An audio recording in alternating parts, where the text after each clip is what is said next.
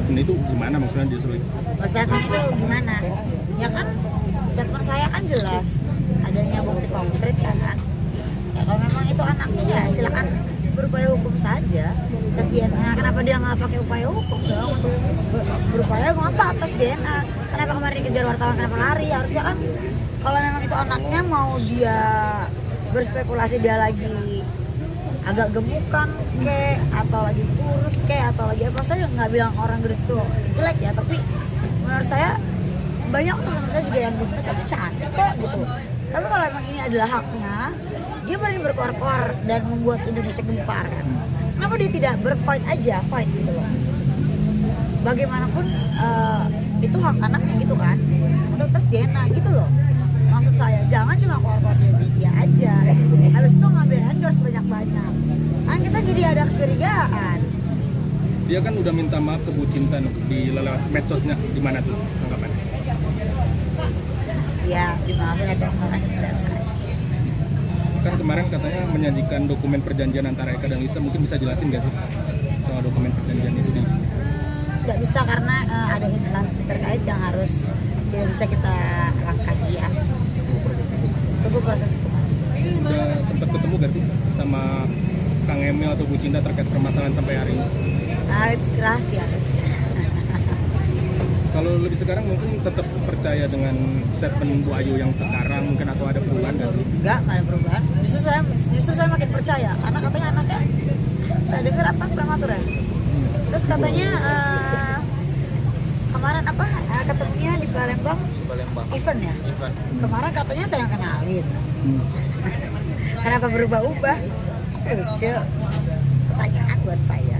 Dia kan mengaku udah menginap 3 hari dengan RK. Kalau tidak Kalau itu saya tidak tahu, saya tidak ada di situ. Jangan tanya saya.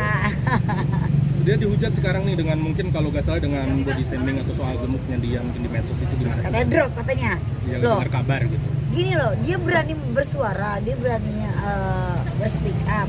Apapun resikonya harus ditanggung. Saya udah dihujat, saya santai aja. Dia Emang kan orang percaya saya, apalagi saya pernah jadi orang ketiga juga dulunya. Hidup saya juga bukan orang benar dulunya. Saya dihujat, dibilang drop. Tapi semua orang punya titik balik. Jadi di sini saya punya kepercayaan bahwasannya akan ada matahari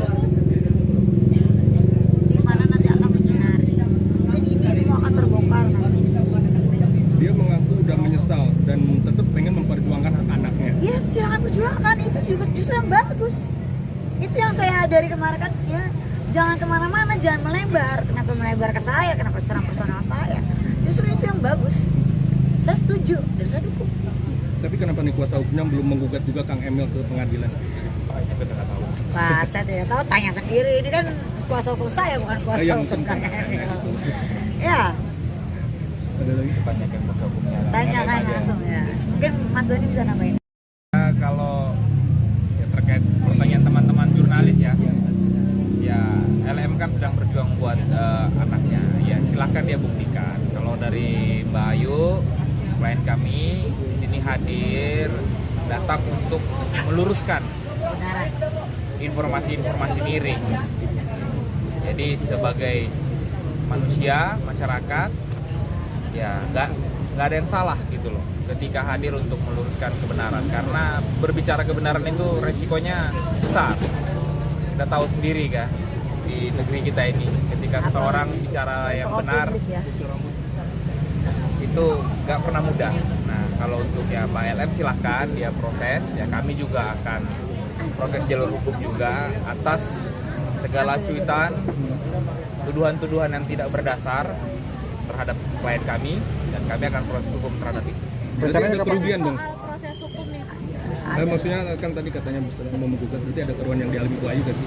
Lah, menurut kamu ada kerugian nggak? Emang cerita-ceritanya menurut kalian keterlaluan gitu aja sih ya. Saya kayaknya tidak perlu berbicara. Kalau kamu menginginkan saya ada kerugian atau tidak, saya tidak ke endorse. Jadi kalau kerugian mungkin dia takut kerugian kali, nggak ada endorse lagi nanti. Dan kalau nggak dibuat rame terus, nggak ada endorse lagi dia. Sepi nanti dia. Ayo bicara soal mau melakukan laporan bagian ucapan mana sih yang akhirnya bikin kayu Satu oknum dan institusi negara yang membuat saya kecewa. Kenapa bisa itu data terbongkar? Itu kan yang punya hanya mereka. Dia bilang nih, lo pernah digerebek. Foto itu berdasarkan apa? Saya masih ada di sini, saya nggak pernah di penjara. Saya nggak pernah terbukti memakai narkoba. Bahkan digerebek 2 kali, 3 kali ya di Mister Jasa telepon Anda ya. 3 kali, saya nggak pernah terbukti memakai narkoba. Di tes urin kah? Bukti kah? Tapi kalau obat antidepresan, ya saya memakai. Karena dari dasarnya, dari dulu kayaknya udah pada tahu deh, ya kan? Kapan rencananya Bayu mungkin melaporkan? Dalam waktu dekat kita akan melaporkan. Kita tuh nggak mau keluar-keluar, nanti kalian lihat aja. Kita mau silent killer aja. Polda atau Polres?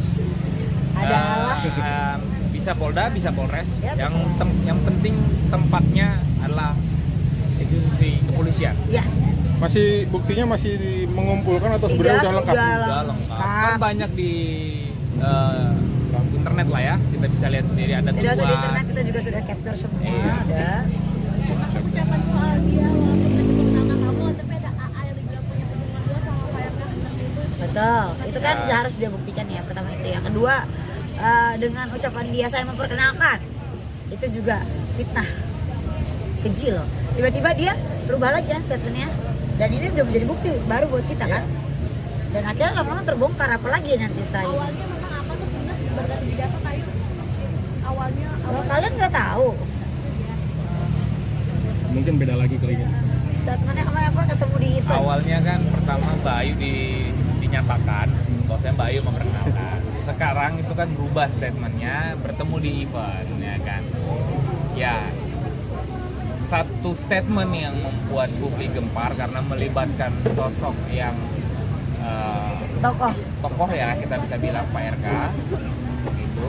Dan ini sekarang berubah lagi. Nah ini kan ada konsekuensi hukum di balik itu, dan itu kan berdampak buruk buat Pak RK sendiri, apalagi buat Bayu yang disangkut pautkan. Padahal Bayu di sini hadir untuk meluruskan informasi miring. Sebenarnya saya tuh jujur ya, dari sisi saya sebagai wanita juga, saya kasihan dengan beliau karena kalau kita lihat kan sepertinya beliau juga ada faktor ekonomi mungkin ya, dugaan saya ya. Tapi ya suruh dia jujur aja lah pada diri dia sendiri. Kejujuran kan penting ya, suruh dia jujur pada diri dia sendiri menurut saya. Terus nggak bisa diomongin sih sebenarnya, banyak yang mau saya omongin tapi ya kita